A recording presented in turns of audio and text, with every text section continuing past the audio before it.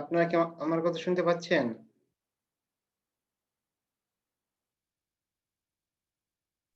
জি sir. আজকে কি ভয়েসে কোনো প্রবলেম আছে? না স্যার। আচ্ছা ঠিক আছে, আজকে প্রবলেম না হলেই হয়। এটা টেকনিক্যাল প্রবলেমের কথা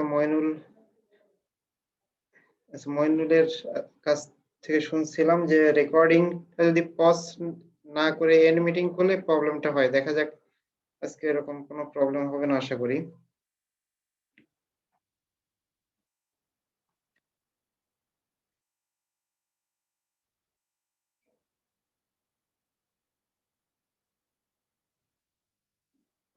আচ্ছা আমরা একটু ১ মিনিট পরে ক্লাস শুরু করি যেহেতু অনেকেই জয়েন করে নাই এখনো।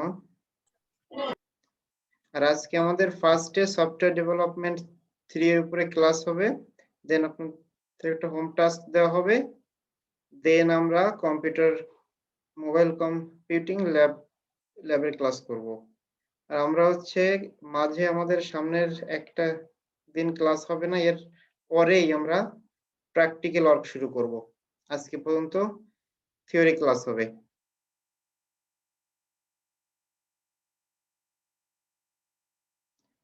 ঠিক আছে, আপনারা যথেষ্ট জন জয়েন করছেন। আমরা সফটওয়্যার ডেভেলপমেন্ট ক্লাসটা শুরু করি।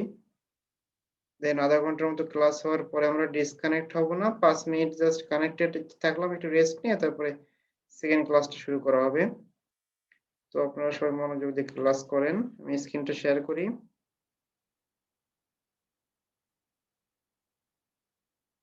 আশা করি আপনারা স্লাইডটা দেখতে পাচ্ছেন। প্রথমেই লেখা আছে ওয়েলকাম। তো সফটওয়্যার ডেভেলপমেন্ট ল্যাব, এটা সফটওয়্যার ডেভেলপমেন্ট 3, দ্যাট মিন্স আপনারা এর আগেও আরো দুইটা সফটওয়্যার ডেভেলপমেন্ট 1 বা 2 করে আসছেন। আপনারা হয়তোবা সফটওয়্যার ডেভেলপমেন্ট একটা কোর্স আছে সেটাও করে থাকতে পারেন। আমরা মূলত ভার্সিটিতে ল্যাবের জন্য যেভাবে সফটওয়্যার গুলো তৈরি করি, এগুলো কিন্তু আসলে কোনো স্ট্রাকচারড ওয়ে না। যখন আপনারা ইন্ডাস্ট্রিতে যাবেন, সফটওয়্যার ফার্ম গুলোতে যাবেন, তখন দেখবেন এর বিভিন্ন ফেজ আছে। বিভিন্ন ফেজ অতিক্রম করার মাধ্যমে সফটওয়্যার গুলো তৈরি করা হয়। এটার ফলে সুবিধা হয় কি, আমাদের টোটাল ওয়ার্কটা একটা মডিউলে বিভক্ত হয়ে যায় এবং কাজগুলো একটা লেভেলে কমপ্লিট হলে নেক্সট লেভেলে করতে সুবিধা হয় এবং কাজের রিস্ক গুলো কমে যায় বা আমাদের কি কি কাজ করা লাগবে এগুলো স্ট্রাকচারড হইতে বোঝা যায়। তো এর জন্য আমাদের যে মডেলটা ফলো করা হয় সেটাকে বলা হয় সফটওয়্যার ডেভেলপমেন্ট লাইফ সাইকেল। একটা সফটওয়্যার ডেভেলপ করার জন্য কি কি ফেজ আছে সেইগুলোর একটা থিওরিটিক্যাল আলোচনা ফার্স্টে হবে। যে আপনারা যেহেতু সফটওয়্যার ডেভেলপমেন্ট আগেও করেছেন, হয়তোবা এগুলো সম্পর্কে ডিটেইল জানেন না বা জানলেও সবার আইডিয়া ক্লিয়ার নাই। এজন্য এটা সম্পর্কে আমরা আজকে জানবো। এটা আমাদের থিওরি ক্লাস। এটা জানার শেষে আপনাদের একটা হোমওয়ার্ক দিয়ে দিব। নেক্সট ক্লাস থেকে আমরা প্র্যাকটিক্যাল ওয়ার্ক শুরু করব। তো আপনারা মেসেজ কেন দিচ্ছেন? আচ্ছা। তো এখন তো আমি অ্যাটেন্ডেন্স নিচ্ছি না। যখন নিচ্ছি তখন মিস হলে তখন জানাবেন বা আপনি যদি কোনো কারণে ডিসকানেক্ট হয়ে যান আপনার কোনো ফ্রেন্ডকে জানিয়ে রাখবেন। What is এসডিএলসি? এসডিএলসি এর ফুল ফর্মটা হচ্ছে সফটওয়্যার ডেভেলপমেন্ট লাইফ সাইকেল। এটা আমি আপনাদের বুঝিয়ে বললাম। এটা ফর্মালি ডেফিনিশনটা এমন আসে, SDLC is a process followed for a software project within a software organisation. এটা সফটওয়্যার অর্গানাইজেশনের ভিতরে একটা সফটওয়্যার প্রজেক্ট কমপ্লিট করার জন্য যে সাইকেলটা বা যে প্রসেসটা ফলো করা হয় সেটা হচ্ছে এসডিএলসি। এসডিএলসি এর কয়েকটা স্টেপ আছে, স্টেপ বা ফেজ বলে। এই ফেজটা এক এক জায়গায় এক এক রকম দেওয়া থাকে। তো ওভারঅলি আমরা ধরে নিব 6টা ফেজ আছে। এখানে একটা ফেজ এক্সট্রা দেওয়া আছে। যদি এটা নাও লেখেন আমি সেটা বুঝায় বলতেছি আপনাদের। মেইনলি আমাদের হচ্ছে 6টা ফেজ। ফেজগুলোর নামটা একটু শোনেন বা জানেন। রিকোয়ারমেন্ট অ্যানালাইসিস, দেন হচ্ছে ডিজাইন, কোডিং, টেস্টিং, ডেপ্লয়মেন্ট আর মেইনটেন্যান্স। 2 নাম্বার যে ফেজটা আছে এটা অনেকটা অপশনাল এর মতো। তো আমরা প্রত্যেকটা ফেজ সম্পর্কে জানবো। তো ফেজ সম্পর্কে জানার আগে আমরা একটু রিয়েল লাইফে একটু চিন্তা করি। সাপোজ আপনি একজন সফটওয়্যার ডেভেলপার। আপনার একটা সফটওয়্যার ফার্ম আছে। এখন আপনার কাছে যখন একটা ক্লায়েন্ট আসবে, ক্লায়েন্ট আসলে ফার্স্ট কাজ আপনার কি হবে? তার কাছ থেকে সে যেহেতু একটা প্রোডাক্ট আপনার কাছে চাচ্ছে, তাহলে ফার্স্ট কাজ হবে ওনার কাছ থেকে তার কোন ধরনের ফিচার দরকার বা কোন ধরনের সফটওয়্যার সে তৈরি করতে চাচ্ছে এই বিষয়গুলো সম্পর্কে তার কাছ থেকে জানা। দেন জানা বোঝা হলে আপনি কি করবেন? ওনার কথা অনুযায়ী একটা করবেন যে ফার্স্টে কি চিন্তা করবেন যে ওনার কাছ থেকে যে রিকোয়ারমেন্ট গুলো আমরা নিলাম, ওনার যে প্রয়োজনীয়তাটা বুঝলাম, এইগুলো সবকিছু কি বাস্তবে আমাদের পক্ষে টেকনিক্যালি বানানো সম্ভব কিনা, এই যে এটা আপনাকে চিন্তা করতে হবে। দেন এটা চিন্তা করার শেষে আপনাকে একটা খসড়া ডিজাইন তৈরি করার দরকার হবে, যে আমি তাহলে সফটওয়্যারটা বানাবো, আমার আমার এই টুল লাগবে, ডাটাবেজের স্ট্রাকচার এমন হবে, মডেলটা এমন হবে, এতগুলা পেজ হবে, এতগুলা ফিল্ড থাকবে, এগুলো ফার্স্ট আপনি ফিক্সড করলেন। দেন ওই অনুযায়ী আপনাকে ইমপ্লিমেন্ট করা লাগবে। এখন ইমপ্লিমেন্ট যখন শেষ হয়ে যাবে, ইমপ্লিমেন্টেশন শেষ হলে তো সঙ্গে, সঙ্গে তো প্রোডাক্ট আসলে কাস্টমারের কাছে দেওয়া ঠিক হবে না। আপনার বিভিন্ন রকম চেকিং করা লাগবে যে এর কোথাও কোনো সমস্যা-টমস্যা আছে কিনা, বিভিন্ন ধরনের ইনপুট দিয়ে এটা দেখতে হবে। তো এইটা যখন দিয়ে দেখলেন যে না আপনার জিনিসটা সাকসেসফুল হয়েছে, তখন আপনি সেই প্রোডাক্টটা নিয়ে যেয়ে কাস্টমারকে দিলেন। যেটাকে বলা হয় ডেপ্লয়মেন্ট, বা আপনি যদি নিজে একটা প্রোডাক্ট বানান সেটা মার্কেটে ছাড়বেন। তো সেটা ছাড়ার পরে বা ক্লায়েন্টকে দেওয়ার পরে আপনার নেক্সট কাজ হচ্ছে, ক্লায়েন্ট যদি কোনো প্রবলেম ফেস করে তখন আপনার সঙ্গে যোগাযোগ করবে। তখন আপনাকে মেইনটেইনিং সাপোর্ট গুলো দিতে হবে। আমি এই যে ছোট্ট একটা উদাহরণের মাধ্যমে যে কয়টা ফেজ আছে সবগুলো একটা গল্প করে বললাম। এখন আমরা প্রত্যেকটা সম্পর্কে ডিটেইলস জানতে যাইবো। তো ফার্স্ট যে স্টেজটা ছিল সেটা হচ্ছে রিকোয়ারমেন্ট কালেকশন এন্ড এনালাইসিস। তো দেখেন আমরা যে ভার্সিটির বিভিন্ন ল্যাবের জন্য যে প্রজেক্ট গুলা করি সেখানে এরকম কোনো রুলস গুলা কিন্তু ফলো করা হয় না। স্যার একটা কথা বলে আমরা একটা চিন্তা করে ফার্স্টে কাজ করা শুরু করি। যে করতে, করতে দেখা গেল মাথায় আবার নতুন আইডিয়া আসে।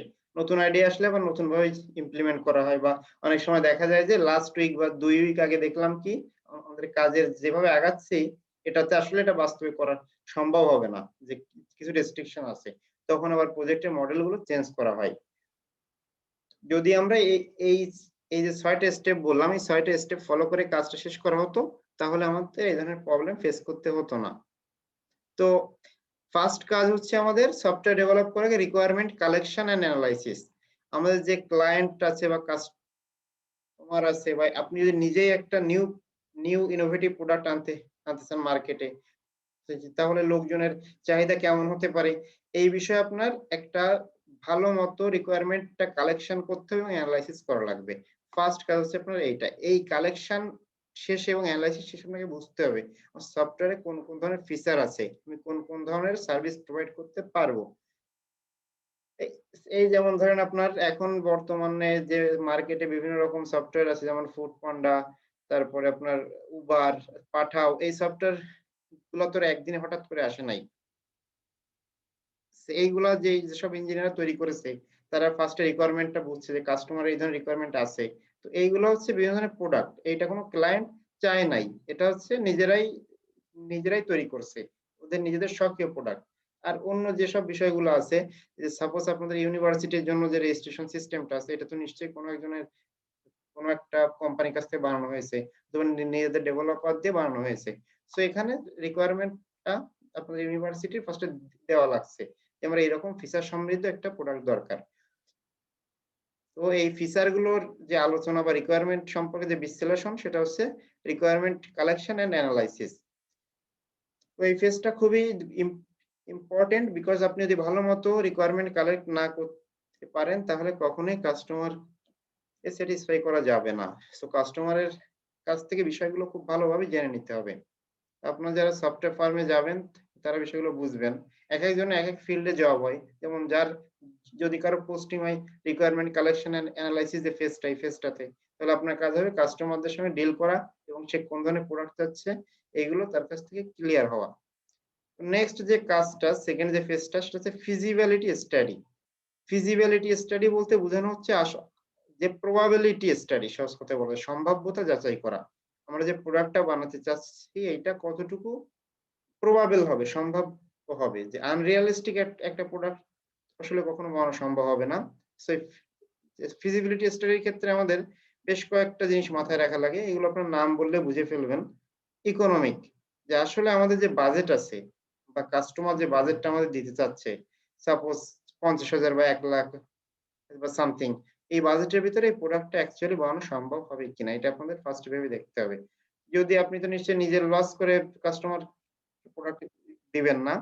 দেন লিগালিটি, যে কি আমি যে প্রোডাক্টটা বানাবো সেটা কি আসলেই দেশের ল অনুযায়ী লিগাল? যদি ইল্লিগাল কোনো কিছু করলে তো পরে আপনার কোম্পানি নিয়েই হাওয়া হয়ে যাওয়া লাগবে। Operation feasibility. আচ্ছা, অপারেশন ফিজিবিলিটি বলতে এটা অনেকটা ফিচার ফিজিবিলিটির মতো, যে কাস্টমার যে ফিচার গুলোর কথা বলছে এই সবগুলো ফিচার কি আমাদের পক্ষে বানানো সম্ভব কিনা।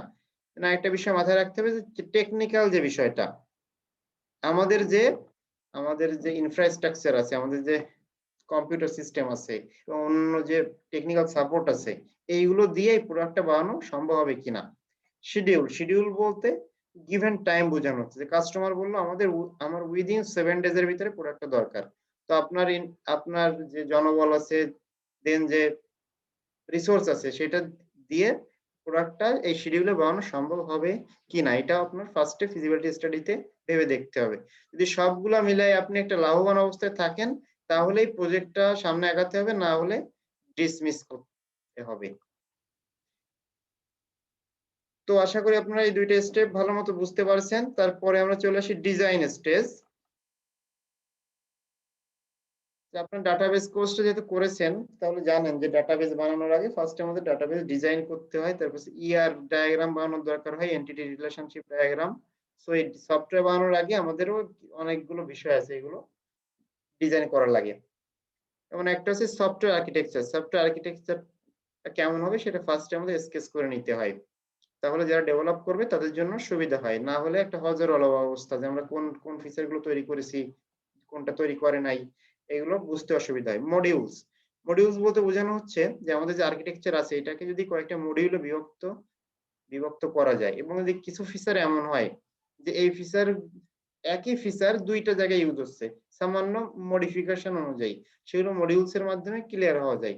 ইউজ কেস ডায়াগ্রাম দিয়ে বোঝানো হয় যে আমার ইনপুট মানে কি ধরনের ইনপুটের জন্য কি ধরনের আউটপুট পাবো, ওইটার উপরে বেস করে একটা ইউজ কেস ডায়াগ্রাম তৈরি করা হয়। আর এটা হচ্ছে ইআর ডায়াগ্রাম বোঝানো হয়েছে, মানে এন্টিটি রিলেশনশিপ ডায়াগ্রাম, যেটা হচ্ছে ডাটাবেস ডিজাইন করার সময় দরকার হয়, যেটা তাহলে আমাদের এই প্রজেক্টে যে সফটওয়্যারটা বানাবো সেখানে যে ডাটাবেসটা দরকার তার একটা ইআর ডায়াগ্রাম ফার্স্টে তৈরি করে নেওয়া হয়। তো এরকম আরো টুকটাক যে ডিজাইন আছে সেগুলো ডিজাইন ফেজটাতে করা হয়। দেন হচ্ছে কোডিং ফেজ। আমরা যারা ইউনিভার্সিটিতে, আমিও যখন পড়ছি তখন আমরা মূলত যে জিনিসটা ফোকাস করতাম কোডিং, যে কোনো কিছু অ্যানালাইসিস না, শুধু কোড করো, এই কোডিং জিনিসটার উপরে আমরা ফোকাস করতাম। তো কোডিংটা তো অবশ্যই করা লাগবে, বাট কোডিং করার আগে নেসেসারি স্টেপ গুলো আছে এগুলো আমাদের অবশ্যই করে আসতে হবে। এই কোডিং ফেজে অনেক সময় ফ্রেমওয়ার্ক ইউজ করা হয়, যেমন আপনারা অনেকেই হয়তো ফ্রেমওয়ার্ক নিয়ে কাজ করে থাকবেন। যেমন পিএইচপি এর ফ্রেমওয়ার্ক আছে লারাভেল, তারপরে সি শার্পের ফ্রেমওয়ার্ক আছে ASP.NET, তারপর পাইথনের আছে জ্যাঙ্গো। এরকম বিভিন্ন প্রোগ্রামিং ল্যাঙ্গুয়েজের ফ্রেমওয়ার্ক আছে, আপনি আসলে ফ্রেমওয়ার্ক দিয়েও কাজ করতে পারেন অথবা সরাসরি প্রোগ্রামিং ল্যাঙ্গুয়েজ দিয়েও কাজ করতে পারেন। তো কোডিং ফেজ যেটা, এই ফেজটাতে হচ্ছে সব থেকে বেশি সময় দরকার হয় এবং সব থেকে বেশি জনবল দরকার হয়। সো আমাদের ডিজাইন করার সময় এটা মাথায় রাখতে হবে যেন কোডিং এর জন্য আমরা সব থেকে বেশি সময়টা রেখে দেই। তো যখন আমাদের কোডিং শেষে প্রোডাক্টটার কোডিং মানে যখন ইমপ্লিমেন্টেশনটা শেষ হয়ে গেল, ইমপ্লিমেন্টেশন শেষ হলে টেস্টিং এর উপরে আমাদের জোর দিতে হবে। কারণ বিভিন্ন টাইপের টেস্টিং আছে, এগুলো মূলত সফটওয়্যার ডেভেলপমেন্ট যে কোর্সটা আছে ওখানে ডিটেইলস আলোচনা করা হয়, আমরা অত ভিতরে যাব না। Unit testing, integration testing, alpha testing, তারপর বিটা টেস্টিং, এরকম অনেক ধরনের টেস্টিং আছে। এই টেস্টিং গুলোর মাধ্যমে মূলত আমাদের যে প্রোডাক্ট আমরা তৈরি করলাম এইটা কাস্টমারের নিড গুলো ফুলফিল করতে পারবে কিনা এই জিনিসটা টেস্ট করা হয়। তবে একটা টেস্ট আপনাদের বলে রাখি, আপনারা এটা দেখবেন যে অনেক সময় প্লে স্টোর বা অনেক জায়গায় বিভিন্ন সফটওয়্যার বিটা ভার্সন আপলোড করা হয়। বিটা ভার্সনটা হচ্ছে একদম রিলিজ করার পূর্ব মুহূর্তে যারা রুট লেভেলের ইউজার, যাদের কোনো এন্ড ইউজার, তাদের কাছে প্রোডাক্টটা দেওয়া হয় যে তারা আসলে ইউজ করে দেখুক। অনেক সময় বিভিন্ন আপনার পেইড সফটওয়্যারেরও বিটা ভার্সন আপলোড করা হয় এবং বলা হয় আপনারা ব্যবহার করে কোনো ধরনের প্রবলেম হলে সেটা যেন জানায় যারা ডেভেলপার তাদের। এটাতে সুবিধা হয় মেইন পেইড ভার্সন আসার আগে বিটা ভার্সনে সাপোজ 6 মাস বিটা ভার্সনটা থাকলো, যত কনজিউমার আছে সবাই ইউজ করে ফিডব্যাক দিল যে এই সুবিধা অসুবিধা আছে, তাহলে ডেভেলপাররা আবার সেইগুলো ফিক্সড করতে পারে। আসলে যে ইঞ্জিনিয়ার হলেই তারা যে ডেভেলপ করার সময় সবকিছু টেস্ট করে দিবে এটা অনেক সময় হয় না। অনেক সময় অনেক ক্রিটিক্যাল কেস ইনপুট দেওয়া সম্ভব হয় না। এজন্য টেস্টিং এর দরকার হয় এবং বিটা টেস্টিংটা হচ্ছে একদম লাস্ট ফেজের টেস্টিং। আরো অনেক টেস্টিং আছে সেগুলো সম্পর্কে আমি বললাম না। তো বিটা টেস্টিং শেষ হয়ে গেলে সাপোজ যে 6 মাসের পিরিয়ডে যে বিটা ভার্সনটা আপলোড করা হয়েছিল সেটা তখন ক্লোজ করে দেওয়া হয়। তারপর মেইন যে পেইড ভার্সন আছে ওইটাকে রিলিজ করা হয়। তো এইটা হচ্ছে টেস্টিং এর বিষয়। তো আপনারাও যখন সফটওয়্যার বানাবেন তো নরমালি তো আপনারা এই কাজগুলো করেন না বা ভার্সিটিতে এগুলো করার কথা বলে না। ইন্ডাস্ট্রি লেভেলে সবগুলো স্টেজই ফলো করা হয়। দেন হচ্ছে ডিপ্লয়মেন্ট। ডিপ্লয়মেন্ট বা ইনস্টলেশন। আসলে ইনস্টলেশন বলতে তো আমাদের এইটা এমন এমন কিছু না, শুধুমাত্র সফটওয়্যারটা আমাদের ইনস্টল করে দিলে হয়। যদি মেকানিক্যাল কিছু হতো তাহলে সেটআপ টেটআপ করার দরকার হতো। তো ডিপ্লয়মেন্ট বলতে এটাকে আমাদের প্রোডাক্ট যেটা এটাকে ওপেনলি মার্কেটে রিলিজ করা বা যে কনজিউমার আছে তাদের কাছে প্রোডাক্টটা দিয়ে দেওয়া যে আপনারা নিয়ে রিয়েল লাইফ ইউজ করেন। তো এটা ডিপ্লয়মেন্ট ফেজে করা হয়। তো ডিপ্লয়মেন্ট ফেজ শেষে আরেকটা ফেজ হচ্ছে মেইনটেনেন্স। মেইনটেনেন্স মানে আপনি প্রোডাক্টটা সাপ্লাই করলেন, এখন যদি বিভিন্ন ধরনের প্রবলেম বের হয় তখন তো যে কাস্টমার সে তো ঠিক করতে পারবে না, সে তো নিশ্চয়ই আপনার কাছে আসবে। এজন্য যখন প্রোডাক্ট বানানোর জন্য চুক্তি করা হয় তখন বলা হয় কিন্তু যে মেইনটেনেন্স বাবদ যদি আমাদের এতদিনে মেইনটেনেন্স দিতে হয় তাহলে আপনাকে এইভাবে পে করা লাগবে। একটা সফটওয়্যার বানাতে যে পরিমাণ খরচ হয় সেইটার শেষে যে মেইনটেনেন্স চার্জ সেটাও একদম কম না। প্রায় বলা যায় সফটওয়্যার বানানোর যে খরচ ওর প্রায় 50%, ওর সঙ্গে আরো 50% খরচ লাগে মেইনটেনেন্স এর জন্য। যদি আপনি 1 বছর, অনেক সময় বিভিন্ন সফটওয়্যার ইন্ডাস্ট্রি পলিসিতে এমন থাকে যে আমাদের প্রোডাক্টটা দেওয়ার পরে 1 ইয়ার পর্যন্ত মেইনটেনেন্স ফ্রি, মেইনটেনেন্সটা সাপোর্ট আমরা দিব। বাট এর পরে মেইনটেনেন্স চার্জ হিসেবে একটা অ্যামাউন্ট ফিক্সড থাকে। তো মেইনটেনেন্সে যে কাজগুলো করা হয় যে বাগ ফিক্সিং, যে এত টেস্টিং করা হলো তারপরেও কিছু বাগ অবশ্যই থেকে যাবে। যে টোটালি বাগ ফ্রি কোনো সফটওয়্যার এখনো আসে না এবং এটা কখনো সম্ভবও না। কখনো কোনো না কোনো সময় একটা প্রবলেম অ্যারাইজ হবেই।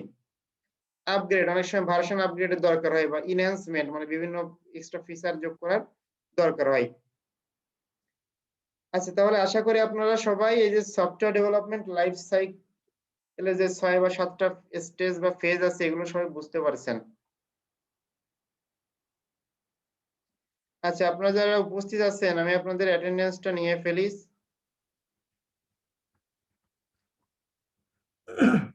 আর যদি কারো কিছু বলার থাকলে বলেন। না স্যার, আপনি অ্যাটেন্ডেন্সটা নেন, আচ্ছা সমস্যা নাই। আচ্ছা, ঠিক আছে, আমি তাহলে অ্যাটেন্ডেন্সটা নিয়ে ফেলি। আপনারা যারা আছেন বা যদি কেউ এখন না থাকেন কাইন্ডলি বলে দিবেন। আব্দুল্লাহ আল মামুন, ইনি তো মনে হয় অ্যাবসেন্ট, এক্সামও তো দেয় নাই মনে হয়নি। রায়হান আহমেদ, দেন মুহিবুল্লাহ, জি স্যার। ওকে, এস এম মইনুল ইসলাম, চয়ন কুমার, দেন কাজী সাফায়াত জামিল, এমডি জাহাঙ্গীর হোসেন, হাসান তারিক, হাবিবা সুলতানা, Yes, sir. ওকে, রামিজ ইমরান, সাইজার, সুমন বালা, প্রবীর সরকার। স্যার রামেজ ইমরান আছে স্যার। আচ্ছা, রামিজ ইমরান আছে, ওকে ঠিক আছে, আপনারা কাইন্ডলি হেল্প করবেন। সুমন বালা কে আছেন? প্রবীর সরকার, নেক্সট মাইনুল ইসলাম, মাহবুবা নাসরিন, Yes, sir. ওকে, স্যার ইব্রাহিম, রায়হান আহমেদও ছিল স্যার। রায়হান আহমেদ ছিল। স্যার আমি আছি স্যার, ওই পাশে নক হচ্ছিল এই জন্য ঠান্ডা করছিলাম, বাচ্চা ছেলেপিলি ছিল তো। আচ্ছা, আপনার নামটা কি বা আপনার আইডি কত একটু বলেন। স্যার 036। 036, আচ্ছা রায়হান আহমেদ, ওকে ঠিক আছে। নেক্সট ইব্রাহিম হোসেন কে আছেন? তারপর ইব্রাহিম, নেক্সট হচ্ছে সাগর Akon, MD Rahmat Ali, Sukanta Kumar Das, Sheikh Michael, next Partha সরকার, জি স্যার। ওকে, প্রীতম মজুমদার, নেক্সট নাজমা খাতুন, জি স্যার। ওকে, ইয়াসির আরাফাত, তাপস হালদার, Yes, sir. ওকে, তারপর তানবীর খন্দকার, স্যার। ওকে। তাহলে যদি কেউ মিস যে থাকেন বা কনফিউশন হয় আমাকে জিজ্ঞাসা করেন বা আপনারা পরবর্তীতে ক্লাসের 71 রামিজ, এমডি রামিজ ইমরান সাইজার, হ্যাঁ আপনি প্রেজেন্ট পেয়েছেন। Okay sir. ওকে, তাহলে যদি কেউ মিস যান ক্লাসের ভিতরে আমাকে জানালেই হবে, আমি আপনাকে আবার প্রেজেন্ট করে দিব। আচ্ছা তাহলে এখন আসি, এখন আসলে পড়লে তো অনেক পড়ানো যায়, আমি আপনাদের আগে হোম টাস্কের বিষয়টাকে বলে নিই। আপনাদের স্ক্রিন তো শেয়ার আছে। জি স্যার। আচ্ছা, আপনাদের কাজ হবে এই সফটওয়্যার ডেভেলপমেন্ট লাইফ সাইকেল, এইটার উপরে আপনাদের একটা প্রেজেন্টেশন বানাতে হবে বা স্লাইড বানাতে হবে। এটা মিনিমাম 10 পেজ। স্যার এটা কি জাস্ট প্রেজেন্টেশনের মতো হবে নাকি হোয়াইট পেপারের মতো হবে? না না না, আপনারা হচ্ছে পাওয়ার পয়েন্ট এ ওকে স্যার। প্রেজেন্টেশন ফরম্যাটে জমা দিবেন। জি স্যার। আচ্ছা হ্যাঁ, এইটাতে আপনাদের 40 মার্ক। আমি এখানে কিন্তু এইগুলো আপনাদের ডিটেইলস নাই, জাস্ট শুধু টেস্টিং লেখা আছে, সাপোজ কোডিং, এইগুলো আপনারা অনলাইন থেকে দেখে নিজেরা একটু স্টাডি করে। স্যার কি বলেন? স্যার কাইন্ডলি একটু আরেকবার বলবেন, আমি বুঝতে হ্যাঁ পারি অবশ্যই নাই। অবশ্যই। আচ্ছা হ্যাঁ ঠিক আছে, আমি বলতেছি, সাথে আপনাদের ক্লাসরুমে পোস্ট দিয়ে দিব। আচ্ছা আপনারা আপনাদের হোম টাস্ক যেটা 40 মার্ক, এটাই আপনাদের থাকবে সফটওয়্যার ডেভেলপমেন্ট লাইফ সাইকেল, এইটার উপরে একটা প্রেজেন্টেশন বা স্লাইড জমা দিতে হবে, যেটা মিনিমাম 10 পেজ হওয়া লাগবে। আপনার নাম টাম লিখে 10 পেজ হলেই হবে মিনিমাম, আর এর বেশি হলে কোনো সমস্যা নাই। আর যে প্রেজেন্টেশনটা জমা দেওয়ার জন্য আমি একটা অ্যাসাইনমেন্ট ক্রিয়েট করে দিব, সেখানে ডেডলাইন দেওয়া থাকবে। আপনার ফাইলটার নাম হচ্ছে, আপনার যে আইডি আছে আইডিটা দিয়ে দিলে হবে, আইডি দিয়ে সাবমিট করে দিবেন। তাহলে আপনার যারা সাবমিট করবেন তাদের জন্য একটা সুবিধা আছে যে আপনারা এখানে মিনিমাম 30 মার্কস, যদি 10 পেজ রিকোয়ারমেন্ট ফুলফিল করেন তাহলে মিনিমাম 30 মার্কস পাবেন। আর যদি সুন্দর হয়, যে 10 পেজের সমস্যা নেই, যদি সুন্দর লেখা হয় তাহলে আপনারা 35 থেকে 40-এর ভিতরে পাবেন। আর মানে যারটা যত সুন্দর হবে তারা 30 এর উপরে পাবেন। আর যারা সাবমিট না করলে তো আসলে তখন কি করব বলতে পারতেছি না। আর 10 পেজ কি লিমিট করে দিলেন, মানে 10 পেজেই করা লাগবে নাকি মিনিমাম 10 পেজ, মিনিমাম, ম্যাক্সিমাম যত হোক সমস্যা নেই, মানে অন্তত 10 পেজ হতেই হবে। বুঝতে পারছেন? জি স্যার। আচ্ছা, এটা হচ্ছে আপনাদের সফটওয়্যার ডেভেলপমেন্ট লাইফ সাইকেলের জন্য হোমওয়ার্ক। এটা আপনারা জমা দিবেন হচ্ছে, কালকে তো ক্লাস হবে না, আমি 2 থেকে 3 দিন টাইম দিয়ে দিব। আচ্ছা আচ্ছা তাহলে আমরা আর এটার উপর আর একটু পড়াশোনা করি, বেশি না, 5 মিনিটের মতো। স্যার 3 দিন দিন স্যার, অন্যান্য স্যারদেরও কাজ দিয়ে দিছে তো। 3 দিন, আচ্ছা আচ্ছা ঠিক আছে, তাহলে 3 দিন দিব, বা কোনো সমস্যা হলে আপনারা আমাকে জানাবেন। আচ্ছা, আমরা এই যে সফটওয়্যার ডেভেলপমেন্ট লাইফ সাইকেলের 6টা বা 7টা যে ফেজ দেখলাম, এই ফেজগুলো নিয়ে বিভিন্ন সফটওয়্যার ডেভেলপমেন্ট মডেল তৈরি করা হয়েছে। তার ভিতরে একটা খুবই সিম্পল মডেল হচ্ছে ওয়াটারফল মডেল। এই ওয়াটারফল মডেলেও এই 6টা বা 7টা ফেজ ইউজ করা হয়েছে, বাট সিস্টেমটা একটু ডিফারেন্ট। যেমন দেখেন, আমরা ওয়াটারফল মডেলটা একটু দেখি, যে ফার্স্ট ফেজটা রিকোয়ারমেন্ট অ্যানালাইসিসটা যখন শেষ হবে, শেষ হলেই আমরা তখন সিস্টেম ডিজাইনে আসবো। সিস্টেম ডিজাইনটা শেষ হলে দেন আমরা ইমপ্লিমেন্টেশনে আসবো, দেন টেস্টিং, দেন ডেপ্লয়মেন্ট, দেন মেইনটেনেন্স। এবং এখানে এক লাফে যে রিকোয়ারমেন্ট থেকে আমরা মেইনটেনেন্সে যাবো এইটার কোনো সুযোগ নাই। এবং একবার আপনি এক টেস্ট থেকে পয়সা আসলে, সাপোজ আপনি ইমপ্লিমেন্টেশন থেকে টেস্টিং ফেজে আসলে আর এখান থেকে ফিরে যাওয়াও যাবে না। আরেকটা জিনিস, এইটার প্রত্যেকটা মডেলের কিছু সুবিধা অসুবিধা আছে, বাট অনেক মডেল আছে। আমরা ওয়াটারফল মডেল আর একটা মডেল একটু দেখব। ওয়াটারফল মডেলটা হচ্ছে স্টেপ, অনেকটা সিঁড়ির মতো, একটা স্টেপ রেখে একটা স্টেপ, মানে আপনি যদি যেতে চান একটা স্টেপ শেষে অন্য স্টেপে যাইতে হবে, এক জাম্প দিয়ে একটা থেকে অন্যটায় যাওয়া যাবে না। সো এইটার একটা সুবিধা অসুবিধা আমি একটু আপনাদের বলে রাখি। এখানে কাস্টমারের সঙ্গে আপনার ইনভলভমেন্ট শুধুমাত্র রিকোয়ারমেন্ট অ্যানালাইসিস ফেজে হবে, এর ভিতরে আর কোথাও কিন্তু কাস্টমারের সাথে আপনি ইনভলভমেন্ট নাই। সো এট লাস্টে যখন আপনি একদম এট লাস্ট যখন তৈরি হয়ে যাবে ডেপ্লয়মেন্ট, তখন হচ্ছে আপনার কাস্টমারের সঙ্গে ইন্টারাকশন হবে। তো তাতে তো এমন একটা অসুবিধার সম্ভাবনা আছে, কাস্টমার যেটা বলছিল এট লাস্ট যে আপনি যা বানালেন কাস্টমার পছন্দ না হতে পারে। যদি বিষয়টা এমন হতো যে প্রত্যেকটা ফেজে বা আপনি একটু ডেভেলপমেন্ট শেষে যদি কাস্টমারের সাথে আপনি ডিসকাস করতে বা দেখাতেন যে আপনার প্রোডাক্টটা কিন্তু এইভাবে হচ্ছে, আপনি কি এটা স্যাটিসফাইড, তাহলে কিন্তু আপনার রিস্কটা অনেক বেশি কমে যাইতো। তাহলে আশা করি ওয়াটারফল মডেলের অসুবিধাটা বুঝতে পারছেন। সুবিধাটা হচ্ছে এটা অনেক সিম্পল এবং ছোট, যে সকল প্রজেক্ট ছোট সেই সকল প্রজেক্টের জন্য যেটা খুব ইফিশিয়েন্ট। তো আরেকটা মডেল আছে অ্যাজাইল মডেল। অ্যাজাইল মডেল যেটা আছে এটা আমরা একটু দেখব। অ্যাজাইল মডেল হচ্ছে আমাদের এই মডেলের, এই যে ওয়াটারফল মডেলটা দেখলাম, এইটা যদি রিপিটেড ওয়েতে করা হয় তাহলে হয়ে যায় অ্যাজাইল মডেল।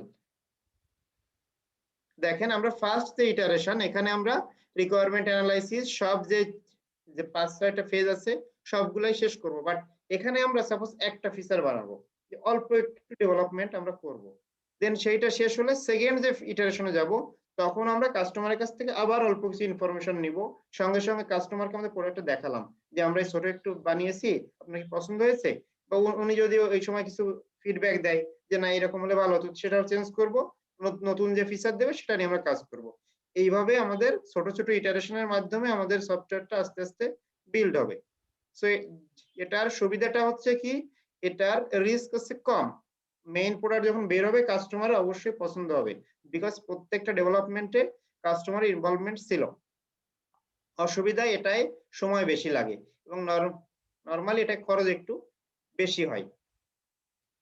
তো তাহলে আমরা সফটওয়্যার ডেভেলপমেন্ট লাইফ সাইকেল এবং যে সফটওয়্যার ডেভেলপমেন্ট লাইফ সাইকেল বিষয়ে যে দুটো মডেল আছে, আরো মডেল আছে আর দরকার নেই আপাতত, এই মডেলগুলো সম্পর্কে আমরা থিওরিটিক্যাল নলেজ মোটামুটি পাইলাম, যাতে আমরা নেক্সট ক্লাসে কোনো সফটওয়্যার বিল্ড করার সময় যখন আগাবো আমাদের এইগুলো বুঝতে অসুবিধা না হয়। আমরা যে ফেজটাতে মূলত কাজ করবো সেটা হচ্ছে কোডিং বা ইমপ্লিমেন্টেশন ফেজ, আর যে রিকোয়ারমেন্ট অ্যানালাইসিস বা ডিজাইন সেগুলো আমি সবই আপনাদের প্রোভাইড করব, যে এইটা বানাতে হবে, এই অল্প একটু ফিচার থাকবে, সময় টময় সবই আমি আপনাদের প্রোভাইড করব, আপনাদের কাজ হবে কোডিং ফেজে। আচ্ছা তাহলে আজকে যে টপিক গুলো পড়া হলো আপনাদের বুঝতে আশা করি কারো কোথাও অসুবিধা নাই, আর হোমওয়ার্ক সম্পর্কেও কোনো সমস্যা নেই বুঝতে? জি না স্যার। আচ্ছা ঠিক আছে, তাহলে আপনারা যদি চান আমরা 5 মিনিট। স্যার শুনতে পাইনি স্যার, কি বলেন স্যার আরেকবার বলেন। আচ্ছা বলছি আজকের ক্লাস সম্পর্কে আপনাদের কোনো সমস্যা আছে বুঝতে, নতুন হোমওয়ার্ক দেওয়া হলো এইগুলোতে কোনো সমস্যা আছে? স্যার হোমওয়ার্ক সম্পর্কে একটা জিনিস জিজ্ঞেস করি, আমরা তো যে পাওয়ার পয়েন্ট দিয়ে স্লাইডটা শুধুমাত্র এসডিএলসি এর উপরেই বানাবো না? হ্যাঁ হ্যাঁ, মিনিমাম ঠিক পেজ আছে রিকোয়ারমেন্ট 10 পেজ হওয়াই লাগবে। 10 পেজের কম হলে যেটা বললাম, যদি আপনি 10 পেজ লেখেন একটু যদি খারাপ হয় তাহলে আপনি 30 পাবেন, বাট 10 পেজের কম হলে নাম্বারটা 30 থেকে কম হবে। আর যদি 10 পেজ অনেক সুন্দর করে লেখেন তাহলে 30+ নাম্বার পাবেন, আর যত ভালো হবে তত বেশি নাম্বার আপনি পাবেন 40-এর ভিতরে। তবে 10 স্যার পেজ আমাদের লিখলে তো এক্ষেত্রে তো স্যার কোনো কভার পেজ টেজ এগুলোর কোনো দরকার নাই, এমনি স্লাইডটা তৈরি করে ফাইলের আপনার নামটা তো কোনো আইডির নেমে ফাইলের নাম দিয়ে দিলেই তো হচ্ছে। হ্যাঁ হচ্ছে, আপনাদের কোনো কভার পেজ দরকার নাই, কারো দিতে ইচ্ছা হলে দেবেন, না ইচ্ছা হলে দেওয়ার দরকার নাই, শুধুমাত্র আপনার আইডিটা ঠিক মতো দিবেন। আর আপনার যারা ফ্রেন্ড আছে অথবা এই কোর্সের স্টুডেন্ট আছে তাদেরকে ইনফরমেশনটা কাইন্ডলি কনভে করবেন, না হলে এখানে একটা বড় মার্কস আছে, তো তাহলে ফাইনাল গ্রেডিং কিন্তু কম হয়ে যাবে। স্যার আপনি ওই যে যেখানে হচ্ছে ক্লাসরুমে পোস্ট দিবেন ওইখানে মানে এই অ্যাসাইনমেন্ট নিয়ে কিছু লিখে দিবেন না? হ্যাঁ ওখানে আমি একটা অ্যাসাইনমেন্ট আকারে দিয়ে দিব, সেখানে কি করা তো এই বিষয়ে আমি ইনফরমেশনও দিয়ে দিব, ইনস্ট্রাকশনও আমি দিয়ে দিব, সবকিছু এখন ডিটেইলস দিয়ে দিব। তো আপনারা যারা মিস করছেন সমস্যা নেই, ওইটা দেখলে বুঝতে পারবেন। ঠিক আছে। আচ্ছা, তাহলে আপনারা যদি চান 2-5 মিনিট রেস্ট নিব, না হলে আমরা আবার নেটওয়ার্ক ক্লাসটা, নেটওয়ার্কিং না সরি, আমরা মোবাইল কম্পিউটিং ক্লাসটা শুরু করব। আচ্ছা, ওই সাবজেক্টের একটা হোম টাস্ক দিয়ে দেওয়া হবে আজকে। স্যার শুরু করেন স্যার, সমস্যা হয় স্যার। আচ্ছা ঠিক আছে, ঠিক আছে, আমি তাহলে আপনারা একটু লাইনে থাকেন, ফাইলটা ওপেন করি যেটা দেখে পড়ানো হবে।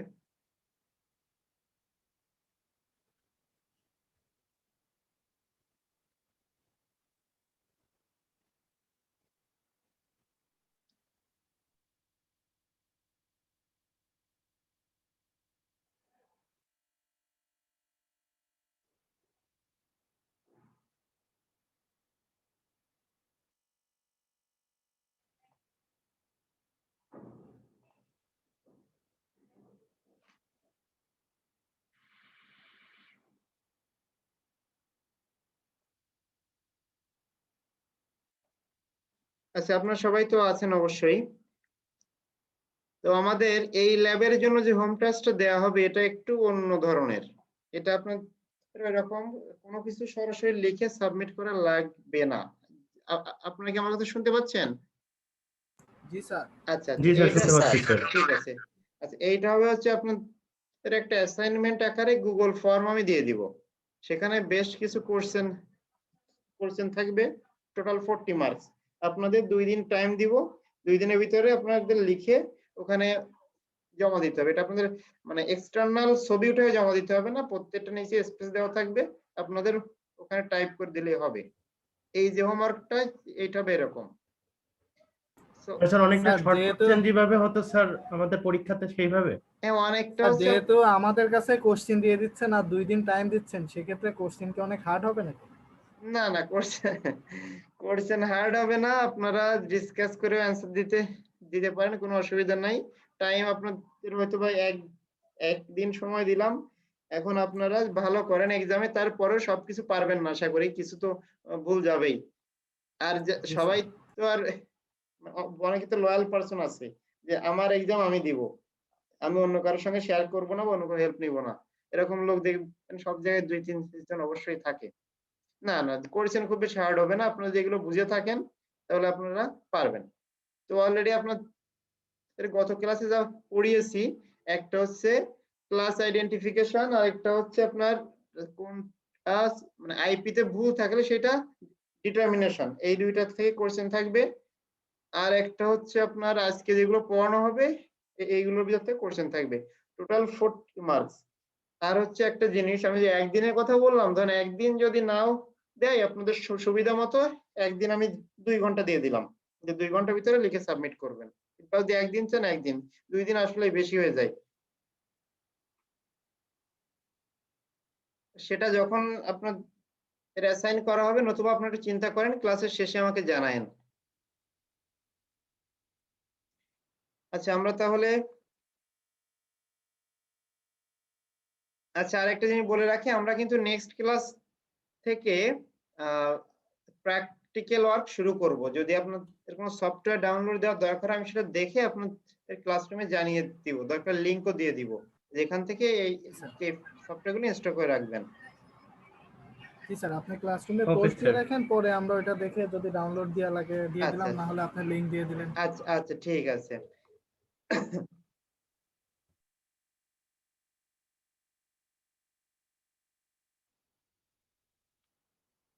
আচ্ছা, আমরা লাস্ট ক্লাসে সম্ভবত এই পর্যন্ত পড়া হয়েছিল যে যখন ক্লাস ফুল অ্যাড্রেসিং হয় তখন অনেক অ্যাড্রেস নষ্ট হয়ে যায়, এই পর্যন্ত আমরা দেখছিলাম। তো আমরা গত দিন একটা জিনিস জানছিলাম যে একটা আইপি অ্যাড্রেসের ভিতরে একটা পার্ট থাকে নেট আইডি আর অন্য একটা পার্ট থাকে হোস্ট আইডি। এই নেট আইডি হোস্ট আইডি যে কনসেপ্টটা, এটা কিন্তু ডিআরই ক্লাস ডিআরই এটাতে অ্যাপ্লাই করা হয় না। জি স্যার। এখন হচ্ছে একটা আইপি এর কোন অংশটা নেট আইডি হবে আর কোন অংশটা হোস্ট আইডি হবে, এটা বোঝানোর জন্য আমাদের সাবনেট মাস্ক ব্যবহার করা করা হয়। হ্যাঁ, যেমন দেখেন, যেমন এখানে ক্লাসে এটা বোঝানোর জন্য আমরা যে সাবনেট মাস্কটা ইউজ করি সেটা হচ্ছে 255.0.0। এই যেটা আছে এটাকে অনেক সময় CIDR নোটেশনের মাধ্যমে লেখা আছে 8, যে এখানে 8 বিট। যেমন ধরেন এখানে যে 8টা 1 আছে, এই 8টা 1 কেই 8 দিয়ে রিপ্রেজেন্ট করা হয়। এটা দ্বারা বুঝতে পারি আমরা /8 দেওয়া মানে এটা ক্লাস A এর একটা আইপি। জি বলেন। আচ্ছা ঠিক আছে। আচ্ছা, যখন ক্লাস বি হবে তখন আমরা অলরেডি আমরা গত ক্লাস থেকে জানি যে আমাদের প্রথম ফার্স্ট 2 বাইট বা 8 বিট হয় নেট আইডি, পরের 8 বিট হয় হোস্ট আইডি। এটাকে যদি আমরা ডটেড ডেসিমালে সাবনেট মাস্কটা লিখি তাহলে দাঁড়ায় 255.255.0.0। মূলত এই যে এখানে 8 আছে এইটাকে আমরা ডেসিমালে কনভার্ট করলে 255 হয়। বা এটাকে সিআইডিআর যে নোটেশন আছে এটাকে বলে classless inter domain routing notation. ওই নোটেশনে লিখলে আমরা এই যতগুলো এক আছে স্ল্যাশ দিয়ে ওইটাও লিখে দেওয়া যায়। সেম ভাবে যখন ক্লাস সি হয় তখন আমরা 3টা এক লিখি, এজন্য এখানে 24 লেখা। বা আমরা যদি যদি ডেসিমালে কনভার্ট করা হয় তাহলে 255.255.0। এইভাবে আমরা সাবনেট মাস্ক দেখে কোন আইপি কোন ক্লাসের সেটা আমরা বুঝতে পারবো। সাথে সাথে কোন পোরশনটা নেট আইডি কোন পোরশনটা হোস্ট আইডি সেটা বুঝতে পারবো।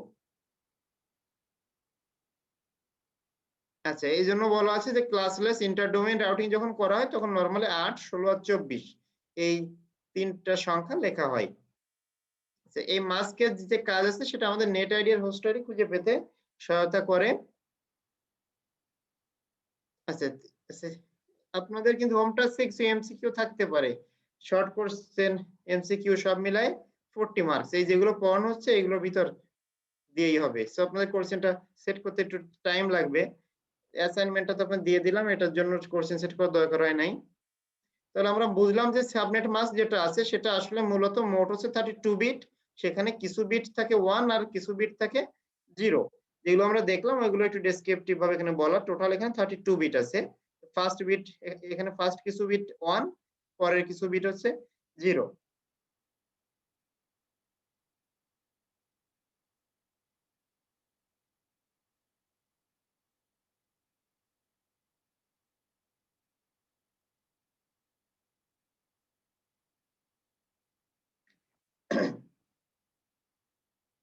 আচ্ছা, এখানে আমরা সাবনেটিং জিনিসটা সম্পর্কে একটু জানবো, ডিটেইলস এর মধ্যে যাওয়ার দরকার নাই। সাবনেটিং হচ্ছে একটা নেটওয়ার্ক আমাদের দেওয়া আছে, ওর ভিতরে আমরা যদি আরো নেটওয়ার্ক যদি তৈরি করি তাহলে তাকে বলা হয় সাবনেটওয়ার্কিং, এবং প্রত্যেকটা নেটওয়ার্ককে বলা হয় সাবনেট। যেমন এখানে বলা আছে দেখেন, if an organisation was guaranteed a large block in class A or B. Suppose একটা অর্গানাইজেশন আছে যাকে একটা ক্লাস এ বা বি এর একটা আইপি দেওয়া হলো। It could divide the address into several contiguous groups and assign each group to a smaller network is called subnets. এখন আমরা চিন্তা করলাম যে ক্লাস এ, ধরেন এক্সাম্পলটা দেখি, ক্লাস এ এর জন্য আমার এই বিটগুলো ফিক্সড রাখা লাগে। এরপরে আমরা আবার নিজেরা কিছু বের করলাম যে আমরা আরো কিছু নেটওয়ার্ক বানাবো, যার জন্য এইটুক তো আছেই, সাথে আমরা এরপরে আরো 2টা বিট ফিক্সড রাখবো।